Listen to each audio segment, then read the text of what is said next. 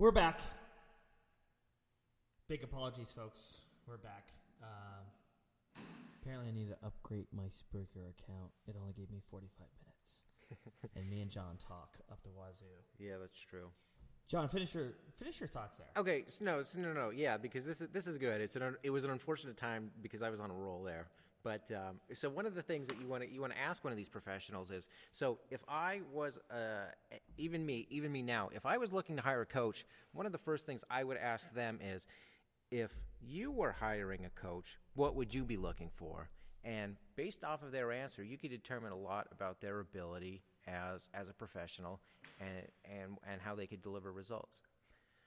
So I just think that's a pretty intelligent way to kind of approach this subject as someone looking to rely on someone else for fitness and health advice, as most people should, because where we've come is a lot further than what you're able to develop on your own just from Men's Health or any kind of fitness magazine, something like that. No, absolutely. Ask questions. When it kills me, people don't ask enough questions. When they go into, let's say you're buying a car, what's the majority of the time spent? I mean, maybe you drive it a little bit. Mm-hmm. You ask questions up the wazoo. Was it in an accident? What's that noise that it's making? Where's it been? How long have you had it? How many miles are on it? Is that the actual miles? Has it had any repairs? I noticed that the engine looks fairly new. Did you have a rebuild? Like, those are the things you want to know.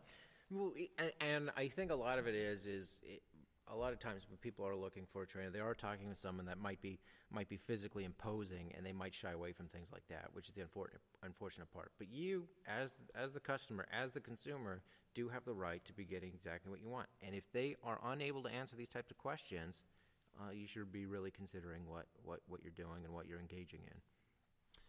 Another thing I wanted to mention is your trainer, coach, whatever you want to call him, dude, is he being real with you, or she being real with you? Mm-hmm. If you have someone walk into your gym and they tell you, next month, I want to run my first marathon. This person is obese. They've never ran in their life. You should tell them, well, have you signed up for it? No, that's good. I want you to reconsider. I want you to slow down. I really like the fact that you are taking control of your life and looking to change your health for the better. But we need to be realistic and move forward with some realistic goals. Like, hey, let's shed 50 pounds. Let's start eating right. And that might not be something super complex like counting your macros. It could be super simple as change your lifestyle a little bit, like stop drinking soft drinks. And this comes back to the idea of the athlete buy-in. So in the case of most people, and when people are looking to do something extreme, I'm willing to accept that, if it's warranted. But one of the things I'll do to kind of determine if people are really, if they are intrinsically motivated, is in the case of, like you said, someone might be overweight, but they're looking to run a marathon in a month. What we'll do in that case is, okay, just keep a food log for a week. If they are incapable of doing something as rudimentary as keeping a food log for a week, then yeah, it's not a good sign. That's not a good sign for. I mean, maybe long term, sure, yeah, they could do something. But if someone wants to achieve a crazy goal in a short amount of time, it's possible. They need to move on it. But they do need to exactly. And I use that line of thinking. I used recently this last summer. I used a little bit of a pilot program of mine to get some of my members eating healthier and dialing in their nutrition a little bit for their specific goals. Maybe it was weight loss. Maybe they wanted to gain mass, whatever it was. One of the things we did is we sat down, we had a talk, we had a consultation, about a half hour to an hour. Real talk about their food, their intake, their goals. And then I said, I'm not going to go any further with you until you go get this appointment. And the appointment was getting a body scan, getting their body fat percentage, getting a real live number on where they're at. If they were unwilling to take the 10 seconds to write an email or call to make this appointment down in Lehigh Valley for a body scan, what's the point? You're not willing to do this very simple thing, so I can actually help you better. I can not guessing. And what gets measured gets improved. So Exactly. if you're not willing to do, there's no way for you as the customer or us as a professional to know how things lie over time. No, absolutely. It's and one of the things that CrossFit has done great, and sometimes I get annoyed with the attitude, but the clock, the weight, the sets, the reps, the distance, everything's measured. What is it? Glassman says measurable and repeatable, and that's what you want. Yeah. If you can't measure it and repeat it, you know for certain that you're getting better, you can basically throw it out. It's not worth your time to take notice to. You know, you can look at the inches on your waist. You can look at the pounds on the scale. You can look at your body fat percentage scan. You can look at the weights that you're moving around, the time that it takes you to finish a 1,000-meter row. Mm-hmm. Those are measurable results. You're like, you know, you're moving forward. You're providing all these wonderful examples, but I love to provide the counter. But I think one thing that I think is interesting with the whole idea of, you know, what I said about what gets measured gets improved is the opposite of that. So what gets measured gets improved, but what doesn't get measured oftentimes get worse. Just as a personal aside here outside of the realm of fitness. So one of the things I did to myself is, so on one hand I wanted to read more, and at the same time I wanted to drink less. So what I was doing was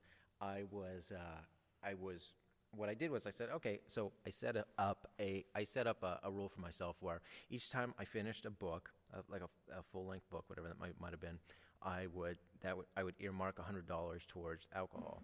So it's like, all right, that's okay. So far so good. But then what happened was, all of a sudden, all I wanted to do was just read. So I was just picking up the shortest book I could find. I was picking up some 90-page book, some incomplete book, and I was using that as a means of just saying, okay, that's $100 more. And then in addition to that, I was just neglecting all of these basic functions that I had to just perform just to be a regular human being, simply because I was trying to maximize the number. And that was because I wasn't taking into account the bigger picture and more data. Mm-hmm. Well, and like I said before, sometimes I get annoyed with the attitude. It's like, we have a word for it. It's called clock whore. Yeah, I said that on the air. We take away the clock a lot of times. No measure Mondays. Well, doesn't this thing count for anything? No, you get no credit. In fact, you coming in here doesn't mean anything. No, it means something, but you don't necessarily need to measure everything that you do. Like, isometric exercises. Well, how do you count those reps? Yeah. You really, not in a competitive manner? No. Does it mean it's not a good exercise? God, no. They're great. Yeah. That's why we do them. And that, sometimes I want someone just to move better, like a simple farmer's walk. I don't need you to run as fast as you can holding the kettlebell. Mm-hmm. I need you to grip it. I need you to squeeze your hand and activate your forearm and just walk. Yeah. Instead of running your pants off. Kills me. But it is something that drives me nuts. And something that we try to address in here. Well, this is one of those things. I think this is almost a false dichotomy where people think on one hand of the scale exists mental toughness, and then on the other side exists any kind of scientific or factually oriented training. Mm-hmm. But what people don't recognize is just because, and this comes back to what isn't measured, just because mental toughness isn't easily measured doesn't mean there's nothing that's scientific behind it. I mean, by enhancing your mental toughness, you're able to more fully engage that frontal cortex. That amygdala is almost shut down. I mean, you're getting a significant amount out of that, but because it doesn't record easily into any kind of format that we have in the fitness world, people just think, it's one or the other. It's like, no, you got to be tough. One thing I have seen recently, we started using those heart rate monitors in here. Yeah. It works better if they can't see it, but I can see it. If I can see they're at an 82% heart rate, whatever that may be for their age group, and they can get up in the 90s, it's safe enough. And we're doing some kind of training where it involves going up into that threshold training, that lactic acid threshold training. Yep. Hey, you need to pick it up a notch. I just looked at your heart rate monitor. It says you're 65, you're being a bitch. It's great for measuring. You can get a sense of where someone's at psychologically by telling them, hey, I know your ticker's moving fast. You can push a little harder than what you're doing right now. Now, I think aside from putting someone on a couch and giving them clinical psychology, you can get a little bit of sense of where they're at as far as that. Like, where's your heart rate at? How hard are you getting pushed right now? Yeah. You can push a little harder. And if that's... they can do it, then they're progressing as far as you talked about with the mental toughness. And I see there's a lack of that in swimming because you can't really, it's not too easily. There aren't wearables usually designed for swimming. Yeah, someone electrocute the whole team. Yeah, well, true. But in the case of swimmers, a lot of times that they determine how hard they're working is based off of how many yards they're doing. But the majority of the time, it's irrelevant. So it's like on paper, it looks nice to have this high yardage program, but it speaks nothing to intensity like that heart rate otherwise would. No, so absolutely. it's just a lack of data. That's tough. They need to have some kind of sonar device for the swimmers. But one last thing I wanted to get into is, and I'm not the best example.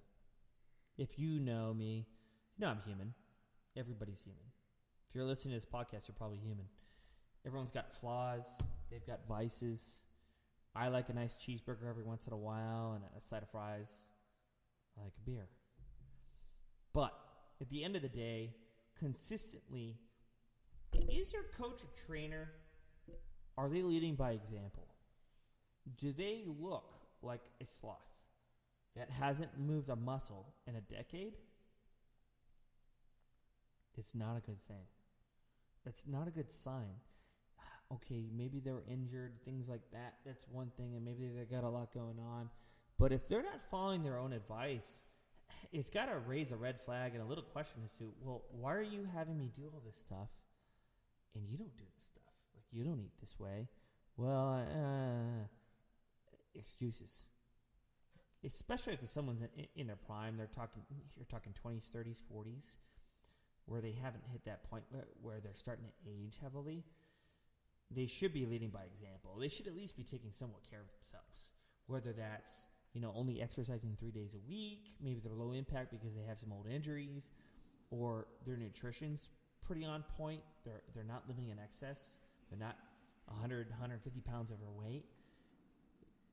Those I think aren't necessarily people you should be listening to. What you said about enjoying a beer every once in a while, enjoying a hamburger, whatever. I think that speaks to your credibility more than anything. I think that is a prime example of hey, look. So I, as an individual, it's not that there's something completely different about me that I don't like these things. I mean, we had some beer since we've been sitting here, but it's just a matter of the fact that these things don't lie in opposition to one another. Health is more encompassing than people want to believe. Physical health is just one element of a broader picture. We have social health, we have emotional health, we have spiritual health. We have all of these tenets of this overlying idea of health. And being able to eat, being able to go out and have a few drinks is a part of that. Oh, human beings are social animals. If you go too long without socializing for the sake of I need my gains, I need that six-pack, it's detrimental. You get burnout. I honestly would go as far as to say that I think those types are the trainers that don't understand what it's like to be a regular human being just trying to work on their health and fitness. Oh, absolutely. They're obsessive compulsive. There's obsessive compulsive person, and there's plenty out there that maybe were overweight at one point, and now it turned into almost a disorder where they have such bad body dysmorphia. Their biceps are never big enough. Their six-pack is never good enough. That is crazy. Yeah, and for lack of a better word. It's like hey bro, like you're not in shape because of the fact that you train on a regular basis. You're in shape because of the fact that you have a condition and and the rest of your life is falling because of it. Yeah, and there's plenty of athletes. It becomes selfish. It becomes a selfish endeavor, especially if you have family. You have kids at home, and you're at the gym 3 hours a day working out. You're fucked up. You need to fix yourself. An hour and a half. That's fine. 2 hours. 3 hours? Come on. Next thing you know, you're divorced because you're pursuing some kind of quest for that perfect 8, 9, is it 8-pack? Is it a 12-pack? I don't know. I've never had a 12-pack. The abs. You guys should not listen to me. I've never had a 12-pack, only 6. The abdominal structure seems to be different for each individual. But I would say, like you mentioned before, it gives me credibility, or gives a trainer in general credibility. I've gone through my ups and downs. I just got done with a long-ass semester over at Penn State Schuylkill, and it kicked my ass, folks. I'm human. I'm not good at everything. I hate math. I hate writing in social sciences. Teacher's awesome. Dr. Duffy, you're awesome. But the class saps the energy out of my body. I just worked out this Monday since the semester ended for the first time in like 6 weeks. I mean, I could come up with all kind of excuses, but like, hey, I'm human. I had a breakdown and said, you know what? I just don't have time right now. I need to prioritize other things right now. I don't have a lot of time on my hands. I need to work on my business. I need to work on my coaching. I need to work on my coaching staff, take care of my kid, make sure that I pass my classes. And then, next thing you know, you're 15 pounds overweight or 10 pounds overweight, whatever it is. I like sweets. I like beer. I like all the kinds of things that most of you people listening like, but I don't want to shut it off. And if I make a decision where I have a goal in mind, I got a triathlon in September I'm training for. Just started training on Monday. That's all I'm thinking about. I'm doing those other things, but you know what? School's out. I have this entire spring and this summer to work on things, work on my physicality, work on my health. I'm going to dial it in a notch. I've been 234 pounds, not very healthy. Sucked down to 207 last summer for a weightlifting meet. I can tell you in the face that I've used the protocols that I'm going to give you, that I'm going to tell you to use, and that they've actually worked for me. I'm a regular human being.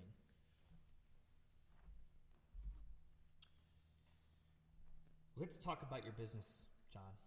Cool. Where can people find you? So, ruthlessperformance.com is usually the best bet. If you want to get in touch with me, specifically, you can do john@ruthlessperformance.com for email.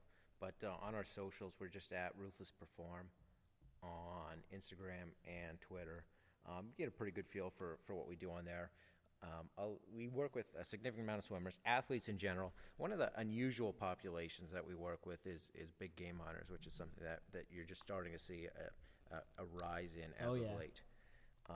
You can't walk 10 miles a day and not work out the rest of the year. Yeah, no. With weapon, with pack on your back, and then expect to drag an animal out. No. With or without help, and not have a heart attack.